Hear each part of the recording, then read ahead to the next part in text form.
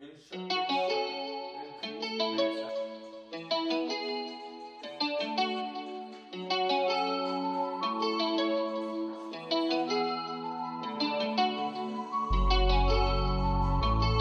Ok guys, aujourd'hui je suis dans un auto, pas un auto de rue, clairement pas. Je suis dans le char de drift, seul et unique, Tommy Lemaitre, puis aujourd'hui on va faire un build bio de son char. Donc pour tous les geek out de drift, là, on va passer en revue tout ce qu'il y a dans le véhicule, puis on va parler un petit peu de la saison de drift qui vient de passer, parce que c'est pas peu dire, on a un Québécois de chez nous qui a fait FD, donc Formula Drift Prospect la saison dernière, puis en plus de ça, pour sa première année, il a gagné Rookie of the Year, donc c'est pas peu dire.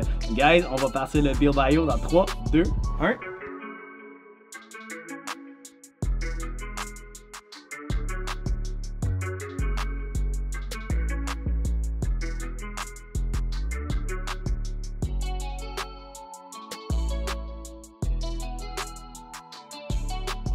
Juste avant de parler de la mécanique, puis parler de tout ce que tu as fait côté moteur, parler de la nouvelle motorisation, est-ce que tu es capable de le faire? Parce que c'est une question que je viens vraiment trop souvent sur TikTok. Tu es capable de me faire un petit roundabout sur c'est quoi que ça vient d'origine un 240 SX? C'est un 2.4 litres 4 cylindres. Donc c'est un petit moteur de rien, pas vraiment puissant.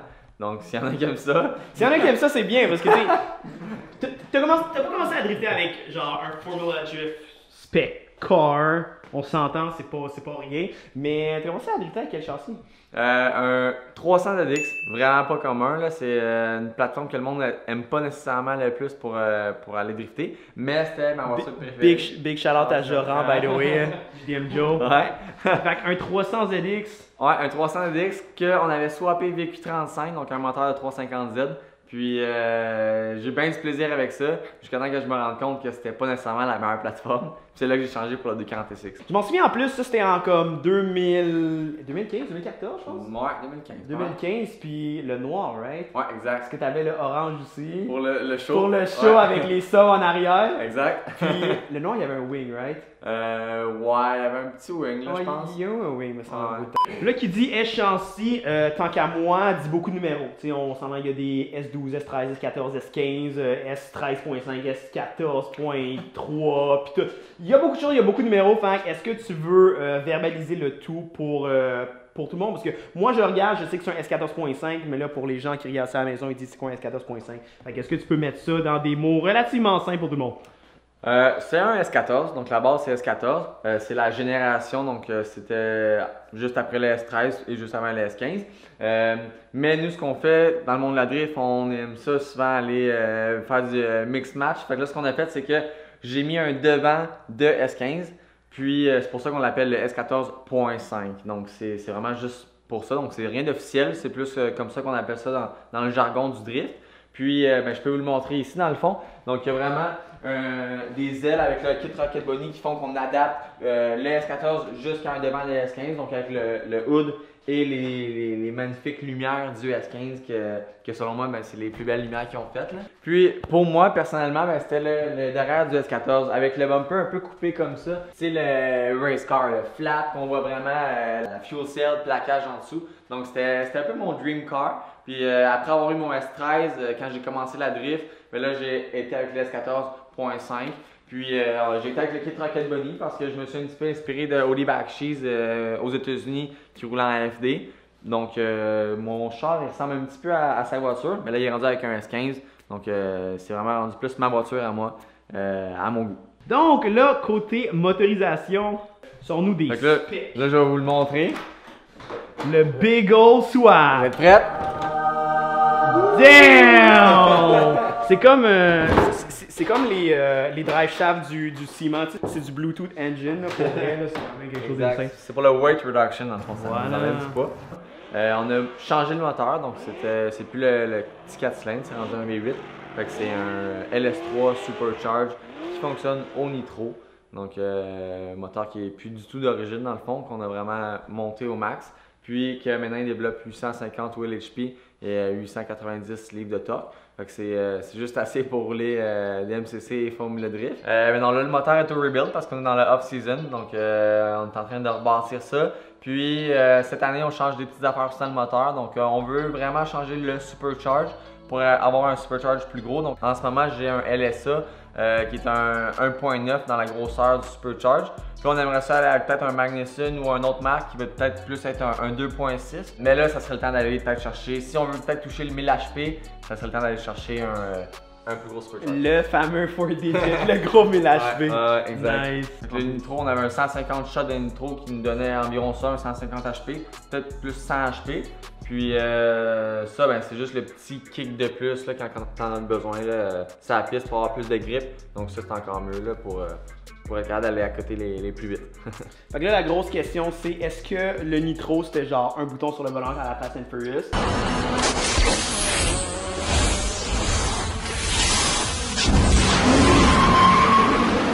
Non. Non, sorry guys. Non, c'est tout contrôlé électroniquement maintenant. Donc moi, mon setup, je peux le dire, là, dès que je passe en haut de 4000 tours jusqu'à 6500 tours, ça c'est le range où le nitro va embarquer. Et c'est lorsque je suis en haut de 80% sur ma pédale. Donc c'est vraiment des settings personnels à moi. C'est moi qui avais envie de le rouler comme ça selon mes besoins. Il y en a qui le mettent plus bas, il y en a qui le mettent plus bas pour souvent couper le lag ou des choses comme ça. Mais moi, c'était vraiment juste avoir un petit coup de pied à haut RPM.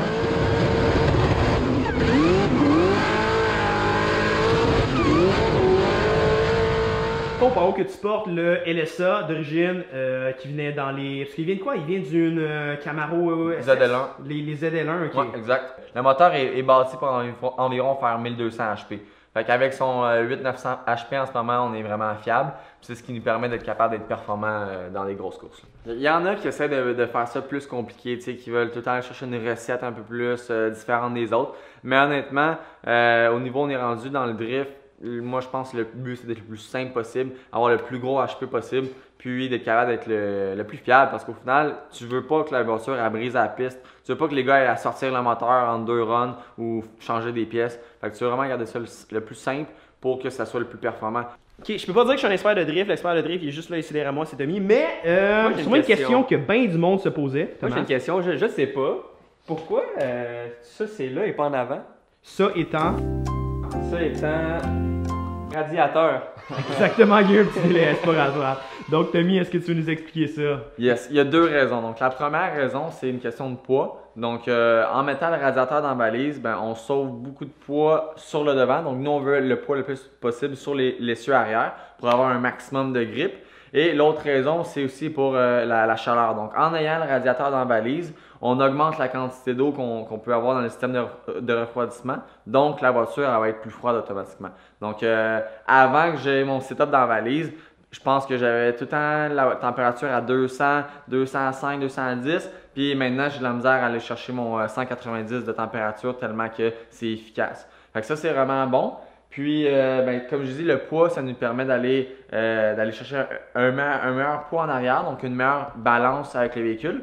Puis, ben, veux pas, quand on enlève le moteur ou on travaille, ben, il y a beaucoup plus d'espace. Fait que c'est sûr que ça, c'est intéressant aussi. Puis pour le rad, il y a ces raisons-là, dans le fond, qu'on vient de parler, mais aussi les impacts. T'sais, souvent, quand il arrive un impact, oui, ça arrive qu'on fasse du cul, ça arrive pas mal, il y a pas mal plus de chances qu'on tape du devant.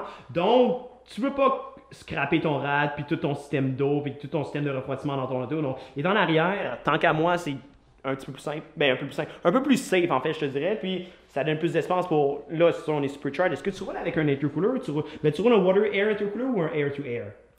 C'est water to air.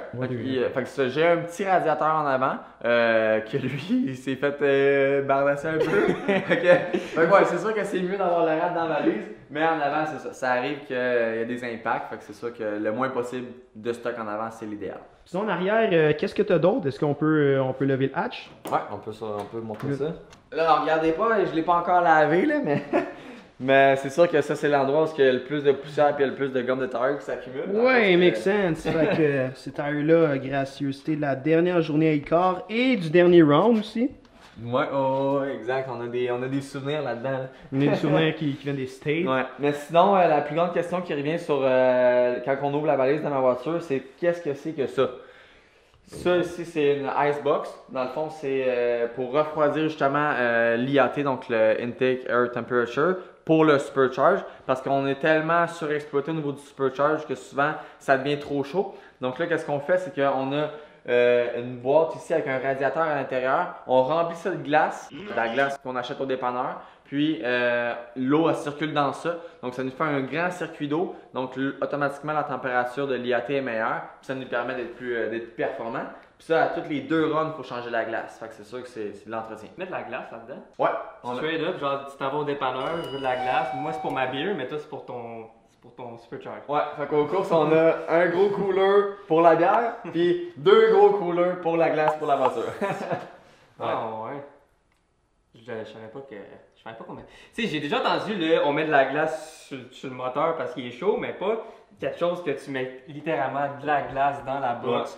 T'as vraiment après ça, t'as un circuit d'eau qui se promène là-dedans. Puis... Exact. Comme là, tu vois, regarde. Elle est bien pleine d'eau. Puis c'est ça, dans le fond, moi j'avais une autre question, c'est oui, ça fait que l'eau qui circule là-dedans reste la même, mais plus que tu as un plus gros circuit d'eau, tu peux aller chercher plus d'eau, puis comme tu dis, tu peux aller chercher ton 190. Mais tes tuyaux, ils passent par où? Les tuyaux, ils passent vraiment en dessous de la voiture. En dessous de la voiture? Puis ils vont rentrer juste en dessous où il y a la box ici, Ouais, où il y a les pieds, pour aller vers l'engine bay dans le fond. Ok, fait qu'en fond, t'as juste plus d'eau dans le circuit. Ouais, exact. On augmente environ à 13 litres la capacité d'eau. Donc souvent, le monde nous se demande c'est quoi la différence. Tu passes de combien? De peut-être 4 litres à 13 litres. De 4 à 13? Ouais.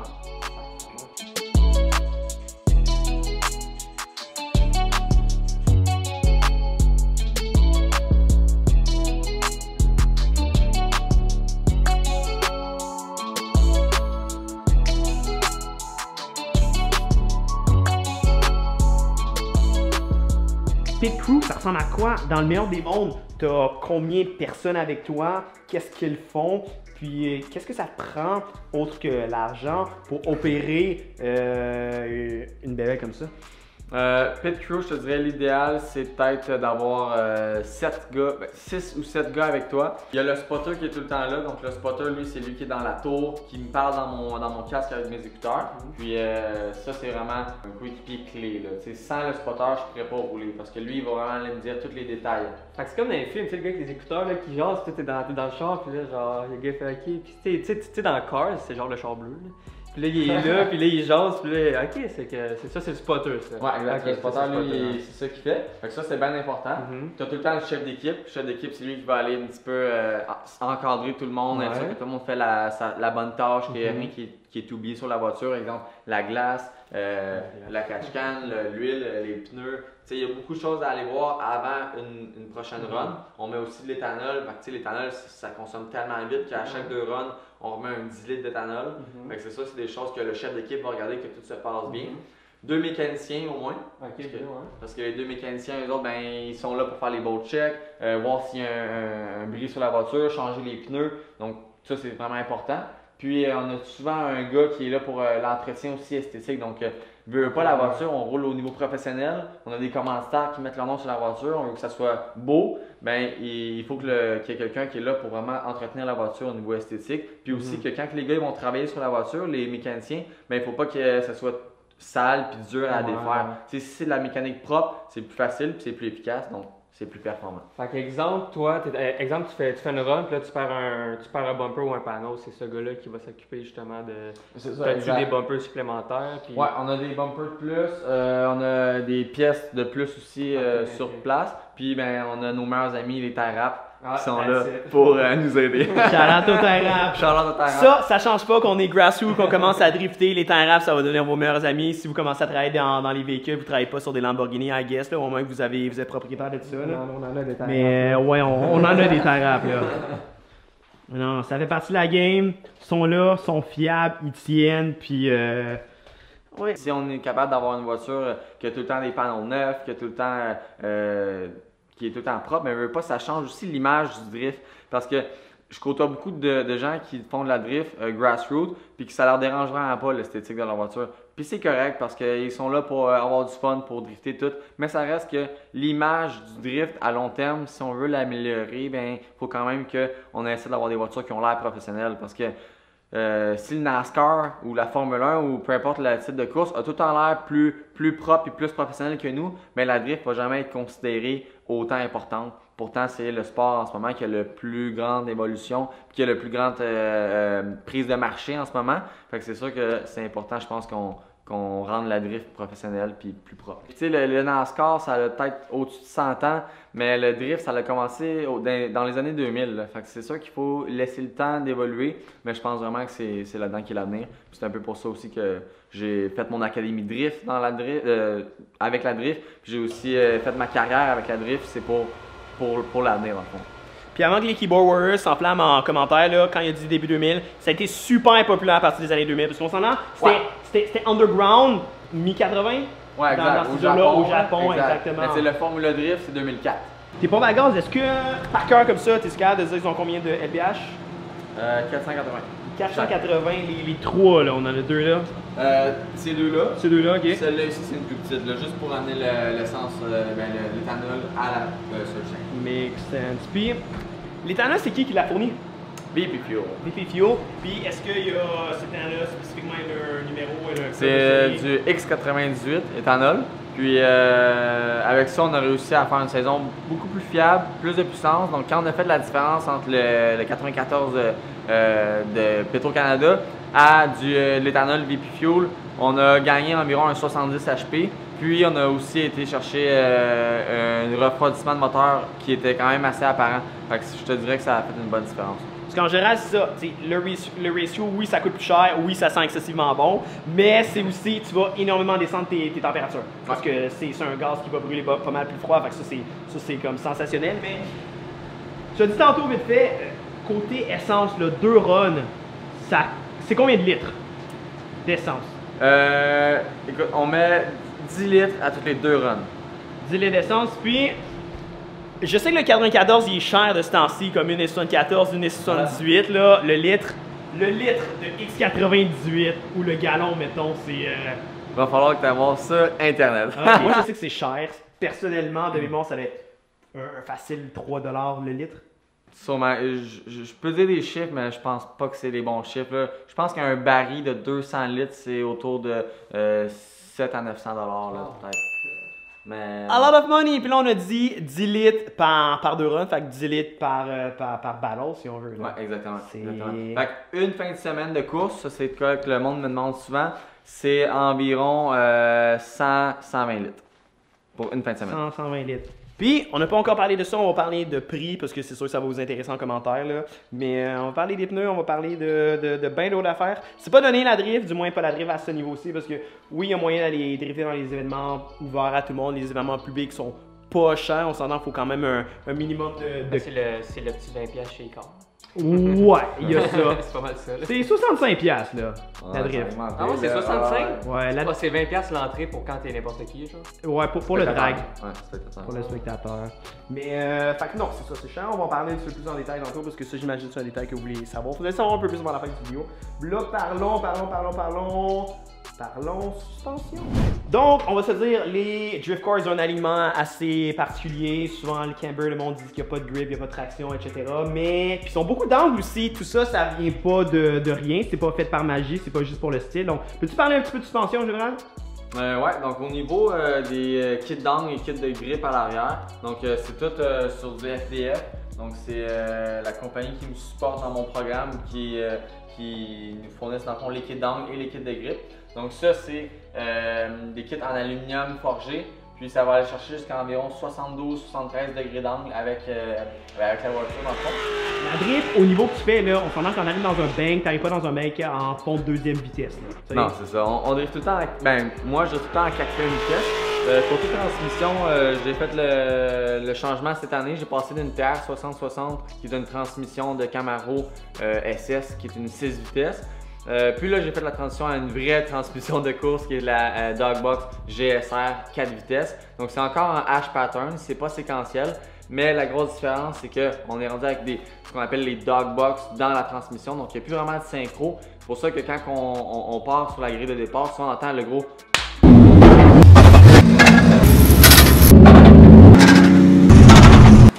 Le gros son, mais ça c'est vraiment parce qu'il faut rentrer les vitesses fortes parce que ils sont carrés, donc c'est plus race, c'est plus rough, mais ça permet que quand on roule vite à haut RPM, on rentre la vitesse d'un coup, puis ça c'est sûr qu'elle manque pas là. On peut pas être plus vite que la transmission Dogbox. Puis sur la piste, on a le quick change pour être sûr qu'on a le bon ratio aussi. Donc ça, c'est des améliorations que j'ai faites avec les années. Puis comme tu vois ici, il y a des General Tire 285 de large sur du 18 pouces, 10 pouces de large. Donc c'est sûr que c'est vraiment des gros pneus pour être capable d'aller chercher un maximum de grip possible. Puis on va se dire aussi, c'est des pneus neufs. Tu roules pas avec des tires Ching Chong que tu achètes dans le fond d'un garage. Quand on est grassroots, quand on commence, c'est la meilleure façon de faire tant qu'à moi parce que ça peut être, on s'en ça coûte cher, c'est cher à drifter. Donc oui, on peut cheaper sur les pneus quand on commence, mais du moment qu'on se rend à ton niveau, là, quand on est Formule Drift, prospect, parce que tu roules en prospect, mais on va se le dire, tu as le talent pour rouler en pro. Parce que tu as gagné Rookie of the Year, donc c'est pas rien, c'est juste la grosse différence, c'est le budget. Il faut plus de stop, il faut que tu t'attendes à que ce soit 2.2 fois plus cher aussi. Overall, beaucoup de logistique. Ouais. Donc, c'est des bons pneus. Pas cheap. Fait que big shout-out à General Tire aussi, by the way. Ouais, c'est vraiment c'est du bon pneu. Puis, tu sais, tu parles dans le temps, on allait dans les garages. Je suis rendu en Formule Drift, DMCC Pro, Formule Drift Prospect, ça va super bien. Mais on recule pas plus loin que là, 5 ans, je faisais la même chose. J'avais mon 300 DX pour aller sur la piste, puis j'allais dans les garages. Je faisais tous les garages de Saint-Jean-sur-Richelieu ici pour être capable d'aller chercher des pneus. Puis les gars, quand ils étaient fins, ils me donnaient. Quand ils voulaient pas, je donnais un 3$ par pneu pour le recyclage. Puis je faisais tous les pneus, je roulais des pneus use. Fait qu'honnêtement, c'est la manière de commencer puis sauver du budget. La seule différence, c'est que quand tu arrives à un niveau où tu veux que ça soit encore plus performant puis constant, ben tu peux pas te permettre d'aller à 1 pouce du mur puis faire confiance à ton pneu. Fait que c'est pour ça que là, quand j'ai connu les General Tire, je les ai essayés, je me suis rendu compte que c'est bien plus facile d'être plus constant, de faire confiance à ta voiture et à tes pneus pour aller se rapprocher du mur. Puis là, ben en plus, General, ça fait 4 ans maintenant qu'ils me supportent, donc c'est sûr que ça va vraiment bien avec eux. Ça, c'est une Lips après une saison. Donc, vous voyez que la Lips est vraiment utilisée. Donc, ici, là, regardez, on est rendu avec une surface là, quasiment plate parce que ben, les lips sont vraiment utiles. Puis, ça protège la voiture, ça protège aussi le dessous de la voiture, mais surtout les body kits. Donc, souvent, les gens ils pensent « Ah, la lip, c'est pour être plus, que ça soit plus beau. » Mais c'est pas vraiment ça le premier aspect. Le premier aspect, c'est pour être plus fiable et conserver la voiture aussi. Tu sais, oui, mais on va se le dire quand même. C'est beau. C'est beau. C'est beau. Mais c'est ça pour protéger le body kit parce que un body kit de Wackle Bunny V2, c'est pas gratuit, c'est pas rien, c'est quand même de l'argent, c'est de l'investissement et tout. L'auto, ben l'investissement. Je sais pas si on peut appeler ça l'investissement, mais côté look, ça fait la job. Mais c'est ça, on veut préserver le look de l'auto. Juste un exemple ici. Là. Ça, c'est ma voiture en 2017. Vois-tu, j'avais pas de lips. Regarde le bumper, il a l'air de quoi? Le bumper, il est tout magané. Puis là, ben maintenant, je roule mon body kit. Ça fait. C'est ma 3e année. Je regarde le bumper. Encore neuf à cause des lips. Donc, les lips, ça va vraiment nous protéger. Fait que souvent, les gens ils disent ouais, comment tu fais pour garder ton bumper de même? Mettez-vous une belle lips. Ça va aider.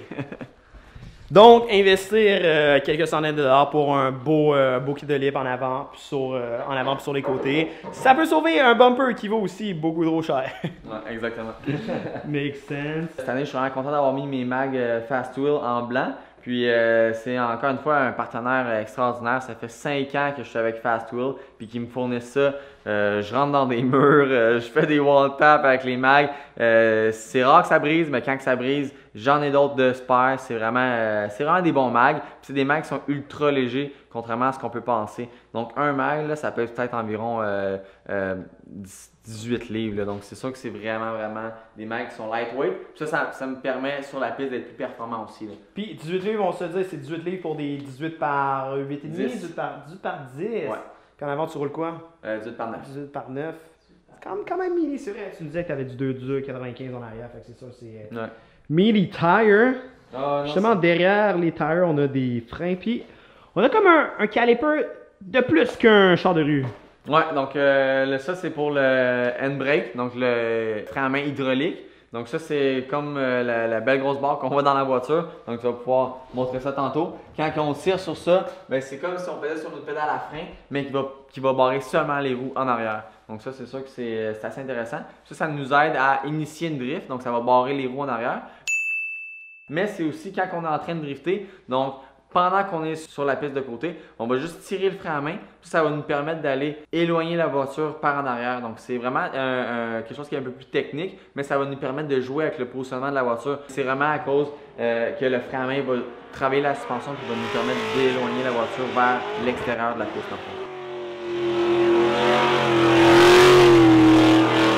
Good. Hey, parlons de l'intérieur, on peut pas être à une meilleure place de parler de l'intérieur que ça ici, là. C'est le best. C'est le best. C'est un intérieur qu'on essaie de mettre le plus simple possible, le moins de flafla, le moins de fils qui passent ici, pour que ce soit le plus facile à travailler, puis aussi le plus épuré pour que ce soit simple, moins mélangeant.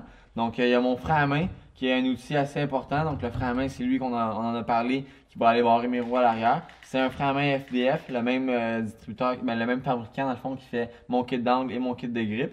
Donc ça c'est vraiment un très bon frein à main.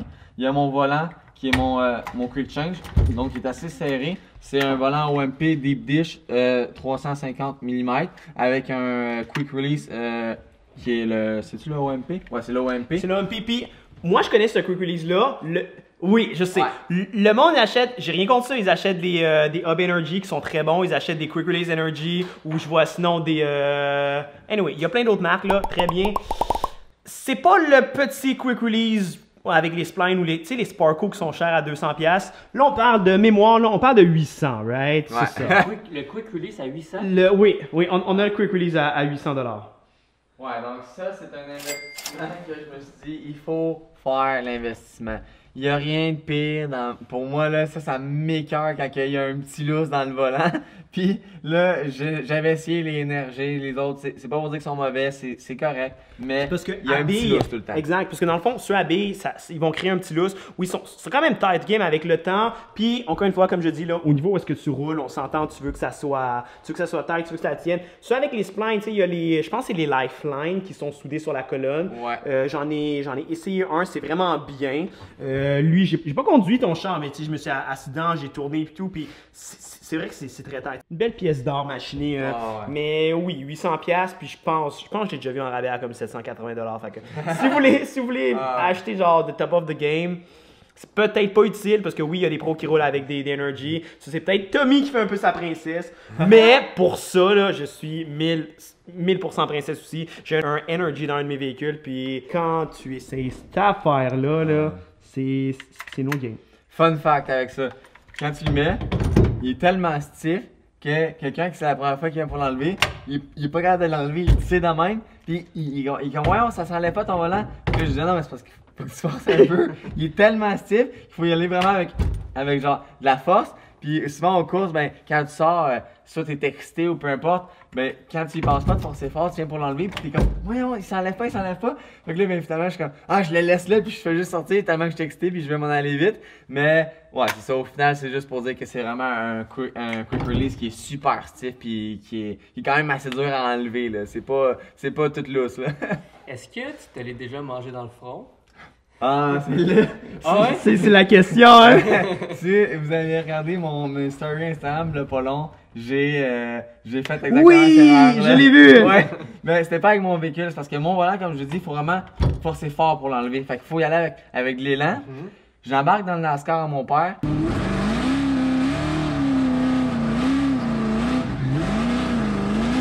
Puis il y a un quick release aussi, mais un quick release qui est style AB, là, mais c'est pas exactement AB. Exactement. C'est avec les gros hubs. Exact. Puis on s'entend en ce moment, ta position de conduite est quand même assez tight, là, parce que c'est un véhicule, comment je pourrais dire, il est mindé, puis il est fait, il est conçu pour que ça soit vraiment à ta taille et tout. Mais un NASCAR, en général, on conduit vraiment proche du steering, là. Exact, là. T'es comme ça. Fait que là, j'embarque dans son NASCAR, je viens pour enlever le volant, puis je me le pète sur le nez, mon gars. Mais genre, tellement fort, là. Je vois un peu noir, je suis comme ah non, qu'est-ce que je viens de faire? Là, je me dis, c'est sûr que je vais saigner du nez, il faut que je sorte d'ici. Le temps que je sorte du NASCAR, il y avait du sang partout dans le NASCAR. Parce que, on va se le dire, mais NASCAR, les portes ne s'ouvrent pas. Non, il n'y a pas de porte. Fait que tu essaies de crawler à l'extérieur, puis c'est jamais bien gracieux. Fait que là, en plus, avec le nez qui saigne, puis à moitié blackout, parce que tu te fais. C'était un beau fail. C'était un beau fail que je pense que je vais me rappeler, puis que je vais compter souvent, parce que c'était vraiment drôle, mais j'étais tout seul sur le moment, fait que j'ai vécu ça tout seul. Puis je me disais, non, faut que je le partage, c'est bien trop drôle, là, c'est arrivé vite, puis. Ouais. Fait que c'est ça. Sinon, dans la voiture, autre chose, c'est le dash ici. Donc, on a un dash AIM, le MXL, qui est pas les modèles les plus récents, mais pour moi, ça fait l'affaire en masse. Donc, avec ça, ça remplace tous les cadrans. Plus besoin d'avoir les cadrans de le TAC avec la RPM, la température d'eau, la pression d'huile, tout ça. Fait que ça, c'est un très bon outil quand on est aux courses. Sinon, ici, ben, j'ai mon dash que j'aime particulièrement. Dash en carbone. Deux ou trois raisons à ça. Premièrement, c'est que c'est beaucoup plus léger, donc on sauve du poids. Beaucoup plus facile d'enlever aussi, donc je coupe 2 tie wraps, puis j'enlève le dash au complet, c'est vraiment vite fait, donc ça se travaille mieux. Puis j'ai une question aussi, parce que j'imagine qu'il y en a certains dans l'audience qui vont se poser la question, là, mais rendu là, je connais la réponse, mais rendu là, pourquoi tu mets un dash s'il pèse genre 0.8 grammes? Pourquoi on met un dash? Parce que c'est un règlement. On n'a pas le choix de mettre un dash. Parce que sinon, ben encore là, ça l'ouvrirait la porte aux gens de rouler n'importe quoi. Puis que ça n'ait plus l'air d'une voiture, du tout dans le fond. Fait que là, il faut avoir un dash style OEM encore, donc d'origine. Mais il peut être dans le matériel que tu veux. Donc là, en carbone, c'est l'idéal. Puis, ben c'est ça. Là, la troisième raison, c'est que c'est un caprice. C'est beau en maudit, un dash en carbone. Fait que d'autres choses que dans la voiture qu'on me demande souvent, j'ai 2 instincteurs. Donc, j'ai un instincteur qui est portatif ici. On peut l'enlever rapidement. On éteint le feu qui est localisé. Aussi, il y a un feu vraiment général dans la voiture. Ici, j'ai une poignée que je fais juste tirer. Puis en tirant la poignée, ça déclenche l'instincteur général ici, le Fire Extinguisher, qui lui va vraiment aller donner une buse dans l'engine bay, une buse à l'arrière et une buse ici dans le compartiment du pilote. Donc ça, c'est vraiment l'aspect sécuritaire. Puis ça, c'est aussi un règlement qui est obligatoire. Donc, si quelqu'un veut te faire vraiment chier, il tire dessus. Ah, il tire dessus. Nice. On va remettre la goupille. On va couper just in case. Puis là aussi, on pourra en parler pendant des heures de toutes les technicalités en ce qui concerne le drift. Si ça vous intéresse, on peut faire une vidéo avec Tommy dans le fond. On va revenir ici, on va aller dans son salon, on va aller quelque part, puis on va pouvoir parler un petit peu plus en détail. Donc, si ça vous intéresse, écrivez-le en commentaire comme quoi vous voulez qu'on parle un peu plus en détail sur la drift. Gênez-vous pas de poser des questions. Moi, je vais répondre, Tommy va y répondre aussi. La chaîne, elle est dictée aussi en partie par vous. Moi, oui, j'aime faire beaucoup de footage, j'aime vous sortir des vidéos quand même dans ce que vous vous attendez pas. Mais je veux faire aussi quelque chose que vous voulez voir. Donc, dites-moi les vidéos que vous voulez voir, moi je vais le faire. Ok, guys, donc là, il va y avoir un concours sur la chaîne que vous voulez, c'est sûr, à 1000% participer. Qu'on aura combien de likes? 300 likes. Ok. Quand on aura 300 likes sur la vidéo, 100% des gens qui auront commenté, ils auront la chance de gagner un prix quand même assez sick. Donc, on a une porte ici qui allait clairement sur le S14.5 qui est en arrière de Tommy. Puis avec une signature. Puis on va. C'est ça. On va faire tirer ça. Donc. C'est pas n'importe quelle porte, là. Non, c'est pas n'importe quelle porte. C'est pas n'importe quelle porte, là. C'est la première saison FD à Tommy, ça. FD Prospect. Puis, t'as peut-être pas gagné le championnat, mais t'as gagné un titre quand même assez sick. C'est quoi le titre que t'as gagné? Rookie of the Year et 3e place au championnat. Fait que pour une première année, c'est pas rien. Puis, un Québécois de chez nous, un Québécois de la Rive-Sud. Donc, guys, à 300 likes, tous les gens qui auront commenté la vidéo sur YouTube, bien important, vous allez gagner la chance. Vous allez courir la chance de gagner cette porte-là, signée par Mr. TLO right here. Puis on va aller t'apporter cet été avec ça. Ouais! À la piste. Sur le circuit. Alright. C'est bon ça.